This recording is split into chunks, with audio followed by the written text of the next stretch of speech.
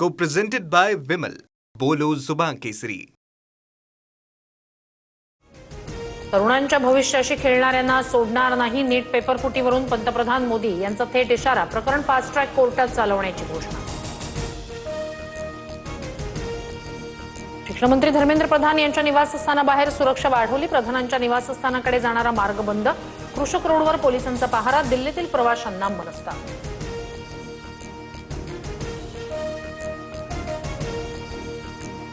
धर्मेंद्र प्रधान यांच्या मुलीचं Instagram delete. सीजेपीच्या आंदोलनावरून Nimisha प्रधान online troll. नेटिझन्सना कंटाळून इंस्टाग्राम अकाउंट बंद केल्याची माहिती.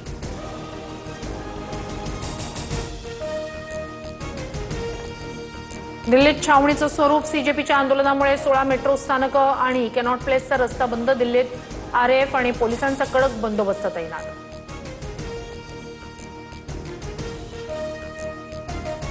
दिल्लीच्या जंतर मंतर परिसरात तणावपूर्ण शांतता. संसद मार्गावर रात्री दगडफेकीचा प्रकार. पोलिसांनी आंदोलकांवर अश्रुधुराच्या नळकांड्या फोडल्या. परिसरात बॅरिकेडिंग लावले. आरएएफ जवान तैनात.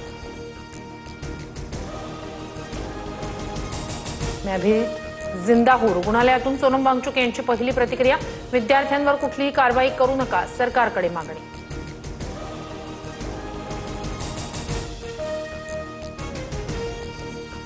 ठाकरे बंधूंची आज एकत्रित पत्रकार परिषद.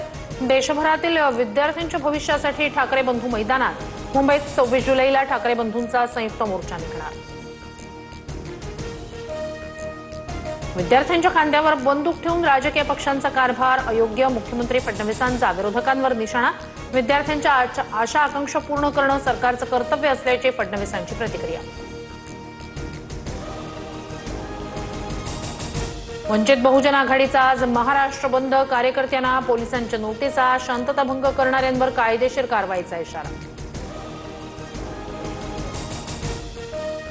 मुंबईत आंदोलन केल्यानं 6 दिवसात आतापर्यंत 13 गुन्हे दाखल. सीजेपीच्या समर्थनार्थ 18 तारखेपासून मुंबईत विविध ठिकाणी आंदोलन सुरू. बारामतीत अजित पवारांच्या पूर्णाकृती पुतळ्याचं अनावरण. उपमुख्यमंत्री सुनेत्रा पवार यांच्या हस्ते पूजाविधी करत पुतळ्याचं अनावरण. पुणे घाटमाथ्यावर आज रेड अलर्टचा इशारा. पालघर, रायगड, रत्नागिरीत आणि नाशिक, साताऱ्याला ऑरेंज अलर्ट. मुंबई, ठाण्यासह विदर्भासाठी येलो अलर्ट जारी. नाशिकच्या रामकुंड परिसरात पर्यटक अडकले. गांधी तलावावर अडकलेल्या पर्यटकांचं रेस्क्यू सुरू. नेपाळच्या एका पर्यटकाला बाहेर काढल्याची माहिती. नाशिकमध्ये मुसळधार पाऊस. दुतोंड्या मारुतीच्या कमरेपर्यंत पुराचं पाणी. गोदाघाट परिसरातील अनेक मंदिरं पाण्याखाली. प्रशासनाकडून सतर्कतेचा इशारा. मुसळधार पावसामुळे पालघर, डहाणूमध्ये जनजीवन विस्कळीत. तलासरी आणि कासा भागात अनेक ठिकाणी पाणी साचलं. शहराला चारही बाजूंनी पाण्याचा वेढा. डहाणू विरार लोकल सेवा पूर्णपणे ठप्प. पालघरमध्ये गेल्या 16 तासांपासून मुसळधार पाऊस. नदी नाले ओढ्यांना पूर. डहाणूच्या कासा गावाला पुराने वेढलं. नागरिकांचं स्थलांतर. ऑरेंज अलर्टमुळे डहाणू आणि तलासरीमधील शाळांना सुट्टी जाहीर. मुसळधार पावसामुळे राज्यातील धरणांच्या पाणी पातळीत वाढ. पालघरमधील धामणी धरणातून पाण्याचा विसर्ग.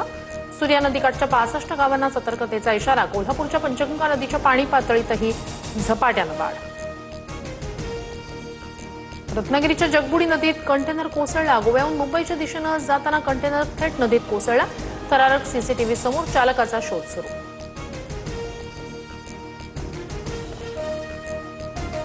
नाशिकच्या त्र्यंबकेश्वरमध्ये वादळी वाऱ्यामुळे घरावरील पत्रे उडाले. 3 जखमी. जखमींवर त्र्यंबकेश्वर उपजिल्हा रुग्णालयात उपचार.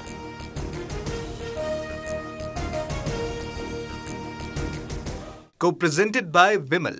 बोलो जुबान केसरी.